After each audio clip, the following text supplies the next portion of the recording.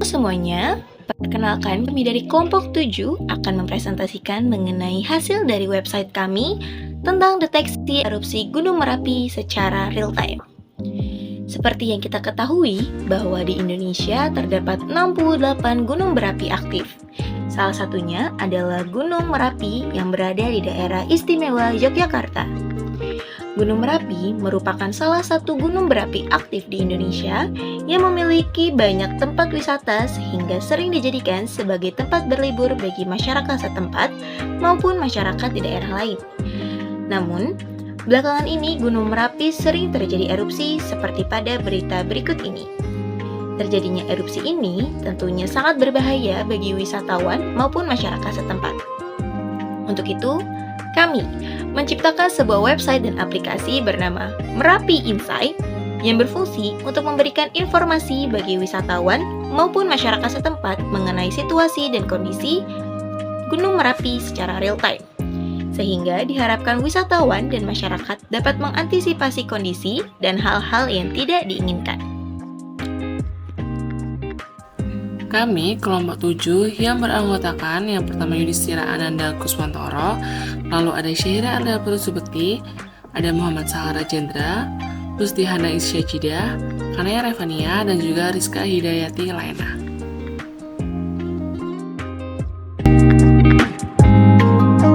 Saya akan menampilkan atau mengkoneksikan hasil dari deteksi sensor ke database lokal, yaitu seperti ini. Yang pertama kita konekkan terlebih dahulu dengan Arduino, yaitu Dicom 5 dan baud rate 9600.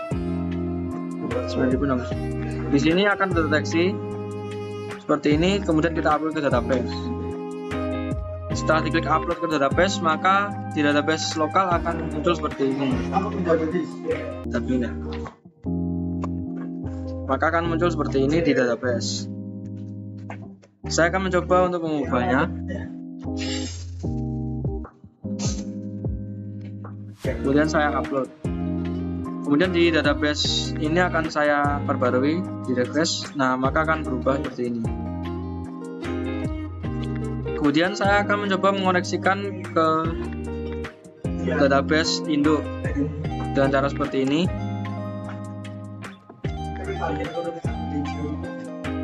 Dengan COM 5 dan baud rate yang sama.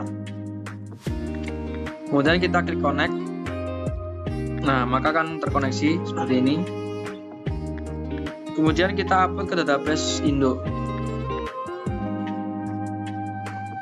Kemudian kita ketik upload ke database. Setelah itu kita refresh di database ini, maka akan muncul seperti ini.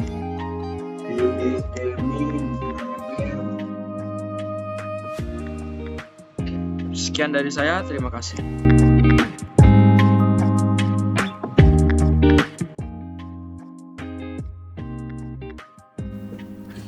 Di sini saya akan menjelaskan mengenai codingan sensor yang kami gunakan. Yang pertama yaitu ada using system yang digunakan untuk mengimpor namespace dasar.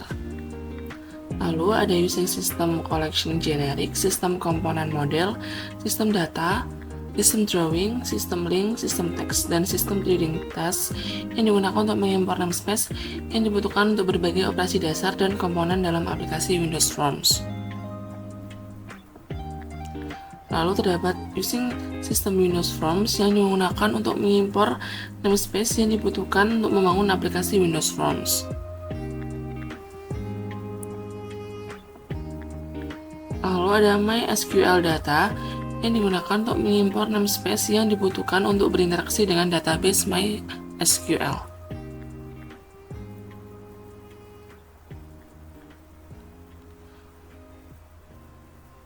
Selanjutnya yaitu namespace Arduino Serial Port yang mendeklarasikan namespace untuk pengaplikasian ini. Public Partial Class From 1 yaitu mendeklarasikan Class From 1 yang merupakan turunan dari Class From di Windows Forms.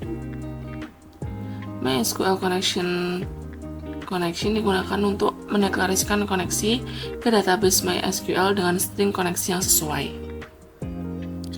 string getData, yaitu mendeklarasikan variabel string getData untuk menyimpan data yang diterima dari port serial. Lalu ada private void label, yaitu event handler untuk klik pada label 1 yang dalam hal ini tidak melakukan fungsi apa-apa. Lalu ada private void btn connect click object sender untuk mengecek apakah teks tombol adalah connect jika ia mencoba membuka port serial dengan nama port dan baud rate yang ditentukan. Jika berhasil, mengubah label status koneksi menjadi connected dan teks tombol menjadi disconnected.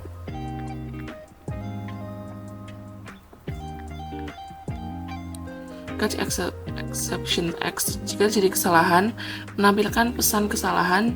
Jika tombol bertuliskan disconnect, maka akan menutup port serial, mengubah label status koneksi menjadi disconnected, dan mengubah teks tombol menjadi connect.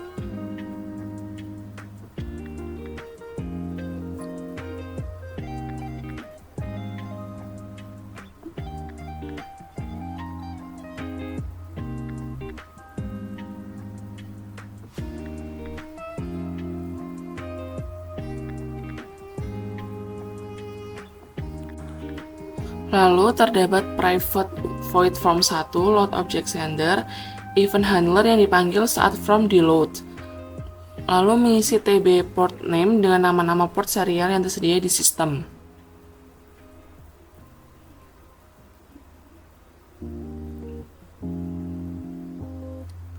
Setelah itu ada private void Arduino serial port data receive yang digunakan event handler yang dipanggil saat data diterima dari port serial.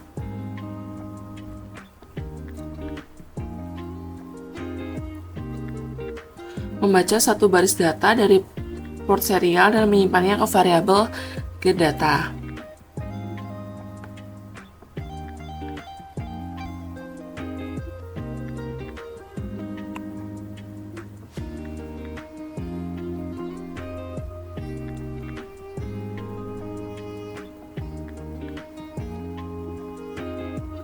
Lalu terdapat private void update data digunakan untuk metode mengupdate data yang diterima dari TB data yang sebelumnya. Kode ini membangun sebuah aplikasi Windows Forms yang terhubung ke Arduino melalui port serial dan membaca data dari Arduino serta menampilkan data tersebut di dalam sebuah text box. Lalu menyimpan data tersebut ke dalam database MySQL ketika sebuah tombol ditekan.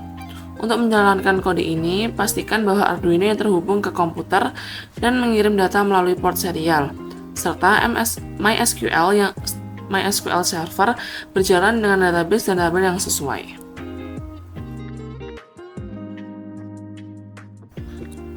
Berikut merupakan desain dari pengaplikasian sensor temperatur dan humidity yang kami gunakan.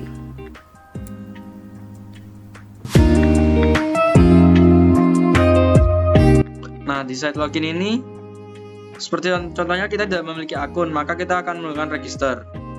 Di sini kita akan menggunakan register sebagai dana. Nah, kemudian passwordnya 213. Di sini kita akan mencoba dengan password yang berbeda. Jadi akan muncul password not match.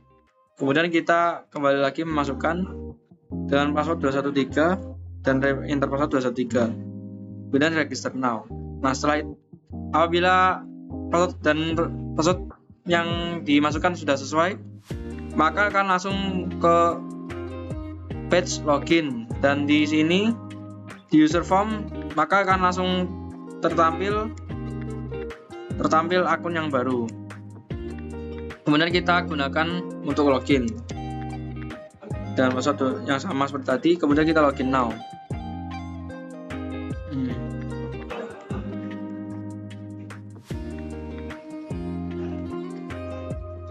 Nah, setelah login dan berhasil, maka akan langsung terhubung ke website. Oke, Assalamualaikum warahmatullahi wabarakatuh. Pada kesempatan kali ini saya akan menjelaskan mengenai tampilan web yang ada pada kelompok 7, yaitu mengenai Merapi Insight. Jadi pada tampilan web yang ada di kelompok 7 ini, pada nama web yaitu Merapi Insight, ada beberapa kolom, yaitu ada kolom home, pariwisata, aktivitas vulkanik, jendela, maps, cuaca, dan juga login. Nah, ketika kita mengklik read more, kita akan disuguhkan oleh pengetahuan umum mengenai Gunung Merapi. Nah, di sini juga akan menambah wawasan kita di mana Gunung Merapi itu berada di ketinggian puncak 2930 mdpl per 2010, di mana Gunung Merapi di bagian tengah Pulau Jawa dan merupakan salah satu gunung api teraktif di Indonesia. Lereng sisi selatan berada dalam administrasi Kabupaten Sleman, Daerah Istimewa Yogyakarta, dan sisanya berada dalam wilayah Provinsi Jawa Tengah, yaitu Kabupaten Magelang di sisi barat, Kabupaten Boyolali di sisi utara dan timur, serta Kabupaten Klaten di sisi tenggara. Kawasan hutan di sekitar puncaknya menjadi kawasan Taman Nasional Gunung Merapi sejak tahun 2004. Dan di sini kita mendapatkan beberapa informasi umum yang ada di Gunung Merapi. Nah, ketika kita scroll ke bawah, ada beberapa pariwisata rekomendasi yang ada di Gunung Merapi, yaitu diantaranya ada Banker Kaliadem Merapi, dan juga ada Merapi Lavatur, ada Stonehenge Cangkringan, ada juga Museum Ulen Sentalu. Nah, ini adalah beberapa pariwisata yang sangat rekomendasi ketika kita berada di Jogja, terutama yang ada di daerah sekitar Merapi. Di mana yang paling rekomendasi biasanya itu yang paling ramai yaitu ada di Merapi Lavatur. Ini juga salah satu insight yang didapatkan oleh Gunung Merapi ketika pariwisata ini bisa berjalan, yang akan mendapatkan feedback oleh pemerintah daerah istimewa di Yogyakarta. Nah, selain Gunung Merapi ini mendapatkan dampak negatif, ternyata Gunung Merapi juga mendapatkan dampak positif, yang satunya dari wisata-wisata tersebut. Oke, ketika kita akan dari tampilan pariwisata ini, ketika kita mulai scroll ke bawah, kita akan disuguhkan oleh beberapa aktivitas vulkanik yang ada di Gunung Merapi, yaitu beberapa di antaranya ada mengenai laporan aktivitas vulkanik mulai dari Selasa 23 April sampai 2 bulan yang lalu. Jadi di sini disuguhkan oleh beberapa artikel-artikel di mana yang menyuguhkan aktivitas-aktivitas vulkanik yang ada di Gunung Merapi. Dan juga ada beberapa record laporannya di sini, mulai dari beberapa periode. Ada di sini ada periode jam 12, ada periode dan yang lainnya. Terus kita akan disuguhkan oleh jendela. Jadi di sini itu ketika kita scroll ke bawah, kita akan disuguhkan oleh maps yang ada di Gunung Merapi ini, di mana maps ini itu bisa diperuntukkan untuk para pendaki yang ada di Gunung Merapi, dan juga ada yang berada di sekitar.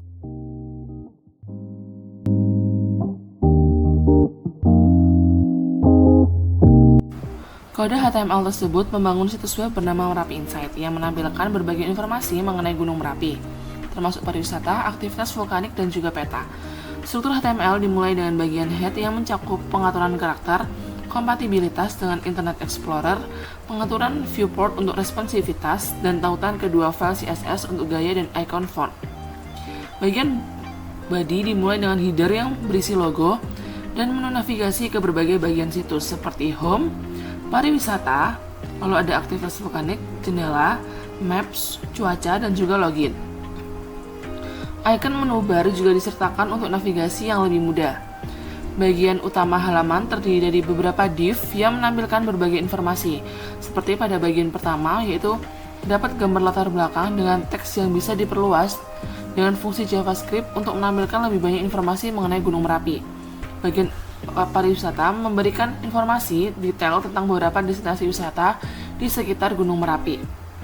Bagian aktivitas vulkanik menyajikan laporan aktivitas vulkanik dengan gambar yang terhubung ke laporan lengkap di situs magma.isdm.go.id. Bagian jendela menampilkan beberapa gambar terkait dan bagian maps menyajikan ulasan. Di akhir terdapat tautan ke file JavaScript untuk mengontrol interaksi pengguna seperti tombol Read More.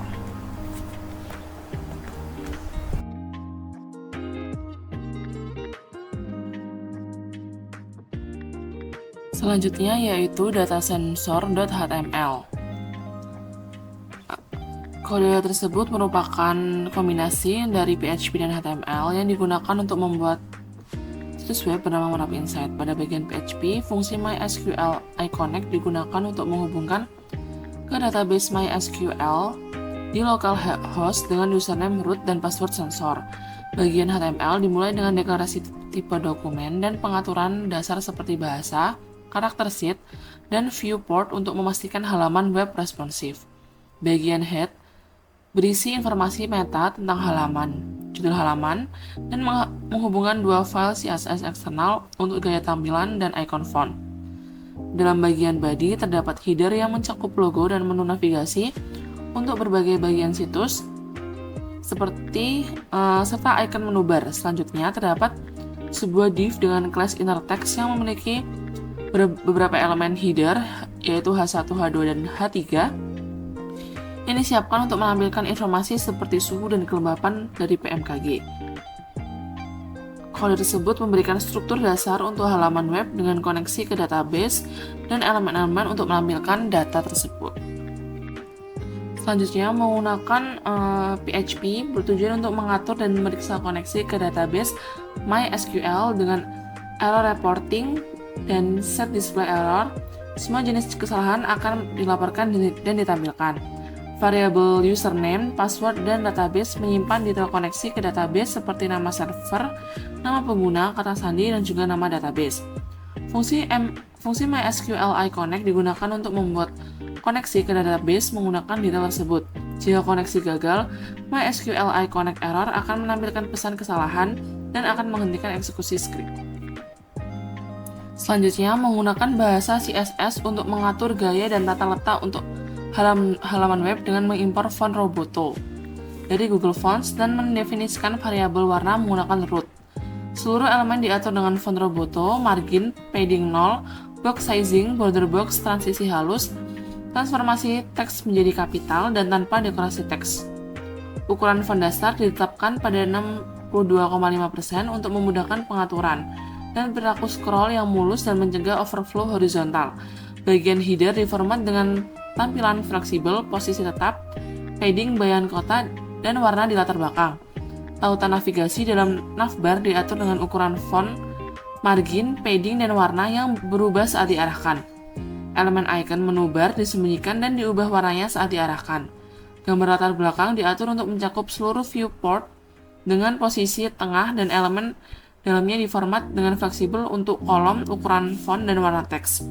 Bagian lain seperti pariwisata, aktivitas vulkanik, blog, dan ulasan juga diformat dengan padding, ukuran font, warna, tata letak, fleksibel, dan bayangan kotak. Ada aturan media query untuk menyesuaikan tampilan pada perangkat dengan lebar maksimal 768 px termasuk perubahan ukuran font, tampilan icon menu bar, padding header, dan juga tata letak navbar. Selanjutnya yaitu login from.php yang digunakan untuk mengimplementasikan form login menggunakan PHP dan HTML. Di bagian PHP menyertakan file konfigurasi yang berisi pengaturan koneksi database. Fungsi session start yaitu memulai sesi agar data pengguna dapat disimpan selama sesi berlangsung. Jika form login disubmit, data username dan password diambil dari input pengguna. MySQL real escape string digunakan untuk menghindari serangan SQL injection dan password dihash menggunakan MD5. Lalu, SQL memeriksa apakah ada pengguna dengan username dan password tersebut dalam tabel user form. Jika ditemukan, username disimpan dalam sesi dan pengguna diarahkan ke halaman web.php. Jika tidak, pesan kesalahan disimpan Dalam array error, di bagian HTML, form login ditampilkan dengan input untuk username dan password, serta pesan kesalahan jika ada. Form ini memiliki beberapa elemen seperti judul, input untuk username dan password, tombol submit, dan link untuk mendaftar jika belum memiliki akun. Ada juga elemen div dengan class form container dan background image untuk styling yang menggunakan file CSS external style 2.css. Selanjutnya terdapat register form.php yang digunakan apabila pengguna belum memiliki akun sehingga harus mendaftarkan akunnya tersebut sehingga dapat melakukan login pada website kami. Selanjutnya terdapat script PHP yang digunakan untuk membuat koneksi ke database MySQL menggunakan fungsi MySQLi Connect yang memiliki localhost merupakan nama host atau alamat server database yang digunakan. Lalu ada root yaitu username untuk mengakses database MySQL dan string kosong yang merupakan password untuk mengakses database MySQL. Lalu terdapat user_db yang merupakan nama database yang digunakan. Koneksi ini akan terhubung ke database dengan nama user_db. Selanjutnya yaitu mendefinisikan dua kelas CSS utama, background image dan juga form container. Kelas background image digunakan untuk sebuah elemen dan gambar latar belakang yang memastikan bahwa gambar latar belakang menutupi seluruh bagian elemen tersebut. Sedangkan background position, center, dan background repeat no repeat menetapkan posisi dan pengulangan gambar. Elemen ini ditengahkan secara horizontal dan vertikal dalam halaman dengan bantuan properti display, flex, justify content center, dan juga item center. Lalu terdapat kelas form container yang mendefinisikan elemen yang berisi formulir dengan latar belakang abu-abu. Elemen ini juga ditengahkan secara horizontal dan vertikal dalam halaman menggunakan display, flex, dan justify content center. Formulir tersebut memiliki lebar 500 px dengan latar belakang biru dan garis tepi atau border serta padding yang memberikan tampilan yang jelas dan terorganisir. Selanjutnya, JavaScript digunakan untuk mengatur interaksi antar muka pengguna pada sebuah situs web. Yang pertama, kode memilih elemen menu bars dengan ID menu bars dan elemen navbar dengan kelas navbar menggunakan dokumen query selector. Ketika elemen menu bars diklik, fungsi anonim dijalankan yang mengubah tampilan icon menu bars dengan menambah atau menghapus class untuk animasi, serta mengaktifkan atau menonaktifkan class pada elemen navbar untuk memunculkan atau menyembunyikan menu navigasi. Selanjutnya, kode mengambil data perkiraan cuaca dari API BMKG atau API BMKG yang ditentukan dengan URL API BMKG menggunakan metode untuk menangani permintaan data secara asinkronus. Kode mengambil respon dari URL tersebut dalam format XML. Data XML diuraikan menggunakan DOM parser dan spesifik informasi perkiraan cuaca seperti suhu diambil dari area tertentu. Data suhu dan cuaca diambil berdasarkan tanggal dan waktu saat ini dengan memfilter data yang sesuai dari node XML. Hasil akhirnya ditampilkan ke pengguna melalui manipulasi elemen HTML menggunakan dokumen getElementById untuk menetapkan teks perkiraan suhu ke elemen dengan ID temperatur BMKG.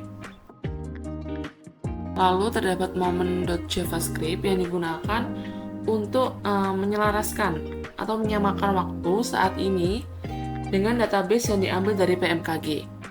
Jadi agar database BMKG yang diambil dan ditampilkan bisa sesuai dengan waktu saat ini.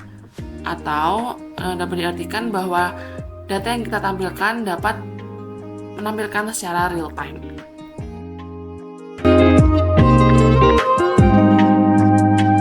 Ini adalah aplikasi yang kita buat yang bernama Merapi Insight.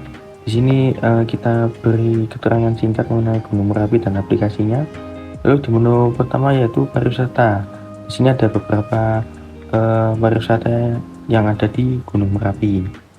Lalu untuk menu aktivitas Merapi, di sini ada menu untuk menghubungkan ke link Magma Indonesia, yaitu yang berupa website yang menampilkan aktivitas vulkanisnya.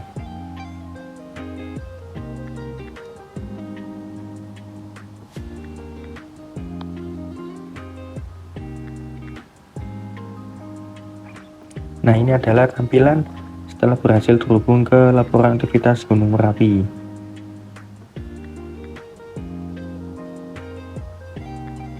kita beranjak dari aktivitas Merapi, kita ke Menu Cuaca. Menu Cuaca kita terhubung dengan BMKG, dan inilah tampilan perkiraan cuaca dari BMKG di wilayah Yogyakarta dan sekitarnya.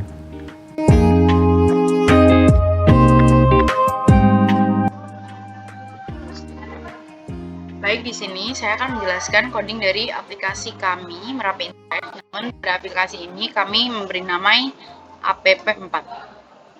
Di sini terdapat beberapa markup XAML yang mendefinisikan tampilan pada halaman aplikasi yang kita buat. Pertama terdapat aktivitas vulkanik page.xaml. Lalu terdapat aplikasi .xaml, ini merupakan halaman utamanya. Lalu terdapat cuaca page.xaml.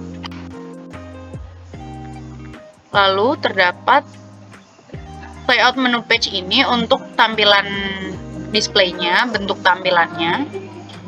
Lalu terdapat home.xaml. Lalu terdapat main page.xaml. Maps page.xaml dan pariwisata page.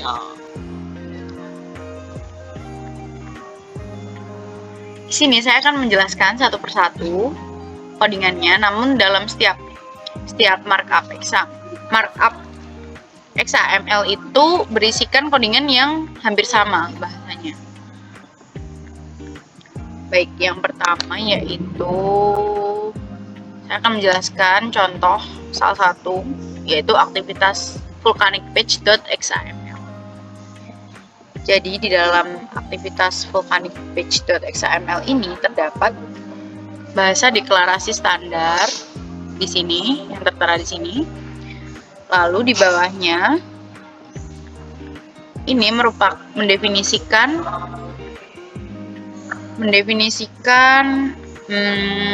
root elemen sebagai carousel page.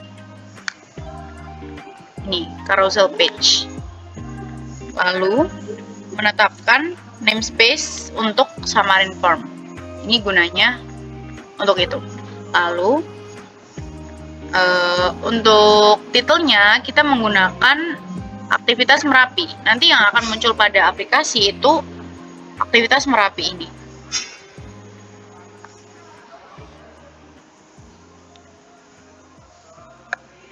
Lalu pada X class sama dengan app4.aktivitas vulkanik page ini merupakan berguna untuk mengaitkan XAML ini dengan kelas aktivitas vulkanik page dalam namespace aplikasi 4 atau app4. Selanjutnya, lalu terdapat stack layout. Stack layout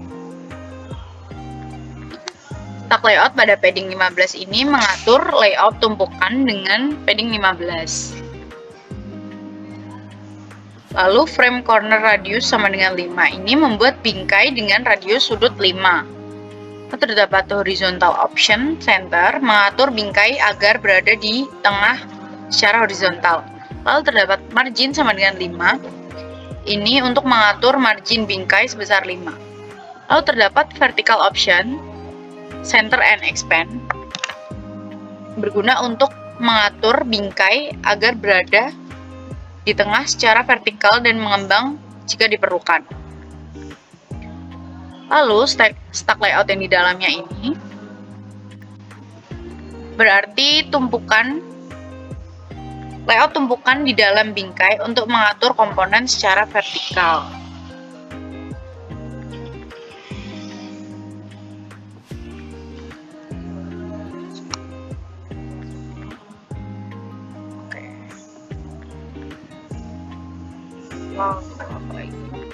Lalu di bawah ini terdapat menutup untuk menutup semua tag yang dibuka sebelumnya seperti frame, penutup frame, lalu ini ada stack layout, penutup stack layout, lalu ada content page, penutup content page, lalu ada data template, lalu ada penutupnya, dan lainnya. Selanjutnya, saya akan menjelaskan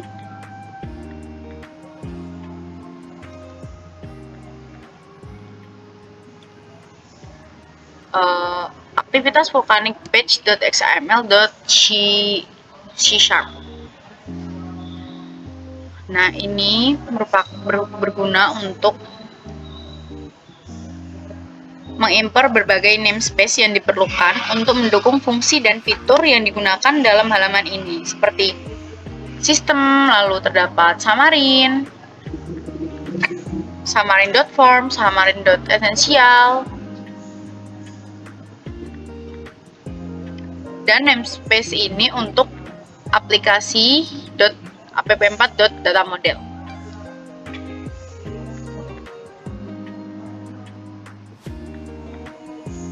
Selanjutnya yaitu namespace app4 ini menunjukkan bahwa kelas ini berada dalam namespace app4. Lalu pada codingan ini berguna untuk menginstruksikan kompilasi XAML pada saat kompilasi untuk meningkatkan kinerja. Lalu untuk aktivitas vulkanik page ini merupakan kelas yang diwariskan dari carousel page yang tadi yang ada di sini, yang ada di aktivitas vulkanik page.xml.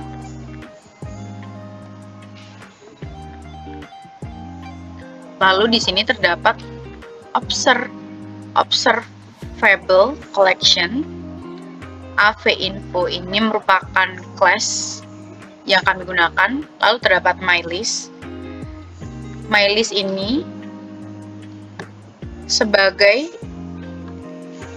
observable collection yang menyimpan objek AV-info.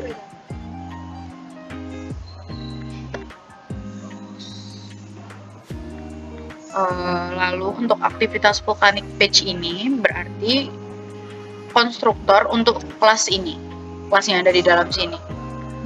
Untuk initialize komponen ini berguna untuk memanggil metode untuk menginisialisasi komponen halaman. Lalu untuk mylist ini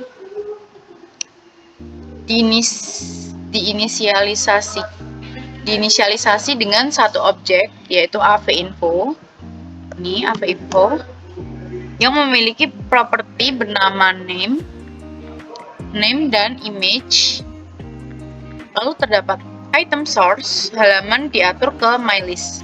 Item source ini diatur ke mylist ini, sehingga data di dalam mylist akan ditampilkan pada halaman.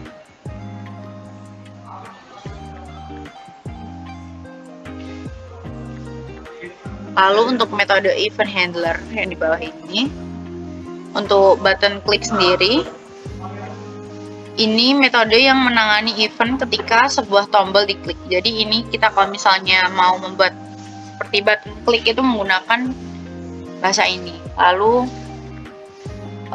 browser open asing ini untuk membuka URL yang ditentukan, yang kita tentukan. Kita ingin memasukkan, misal ini Magma Indonesia, kita masukkan saja URL-nya. Nanti ketika diklik dia akan menampilkan halaman dari Magma Indonesia.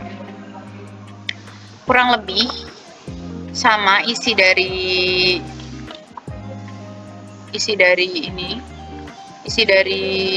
kelas cuaca page.xaml.cs, lalu ada home xaml.cs, ada main page.xml.cs. Kurang lebih bahasanya sama semua, namun isinya saja yang berbeda. Lalu ada pariwisata xml.cs. Lalu di sini saya akan menjelaskan data model. Data model ini isinya kurang lebih juga sama.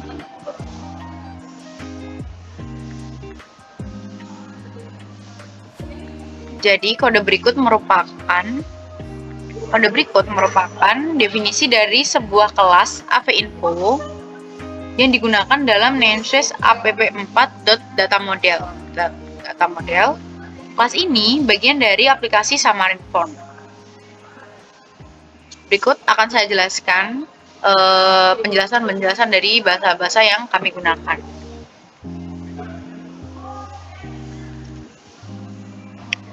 Bagian ini berguna untuk mengimpor berbagai namespace yang diperlukan untuk mendukung fungsi dan fitur yang digunakan dalam kelas ini. Namun, dalam kasus ini beberapa namespace seperti system collection, system.link, system.text, xamarin.form tidak digunakan secara eksplisit dalam kode ini.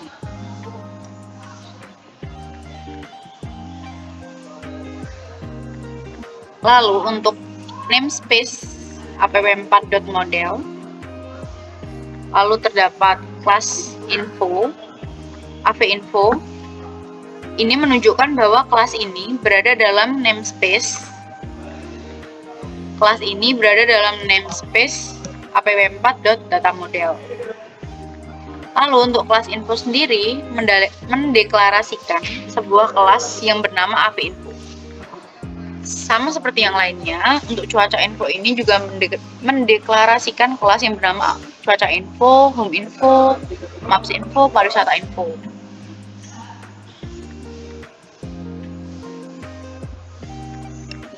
Lalu selanjutnya untuk public string, name, link, image. Public string name sendiri property name yang berjenis string. Properti ini memiliki akses publik untuk getter dan setter, yang berarti nilai dari name bisa dibaca dan diubah dari luar kelas. Begitu juga seterusnya untuk link dan image.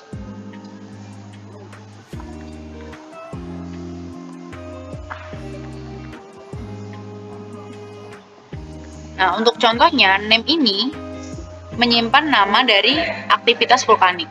Lalu untuk link ini menyimpan tautan yang terkait dengan aktivitas vulkanik. Lalu untuk image menyimpan jalur atau URL gambar yang terkait dengan aktivitas vulkanik. Nah, untuk gambar sendiri saya simpan pada app4.android, lalu kita buka resource, lalu kita buka drawable. Nah, di sini terdapat nama-nama gambar yang akan kita masukkan nanti pada aplikasi.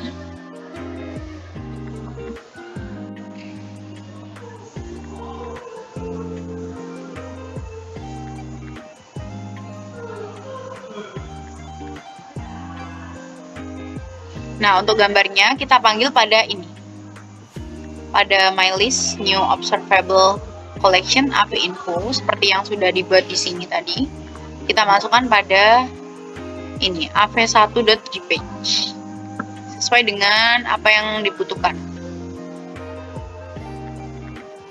Mungkin cukup itu penjelasan dari coding dari aplikasi kami. Terima kasih. Mohon maaf apabila ada kesalahan kata. Wassalamualaikum warahmatullahi wabarakatuh.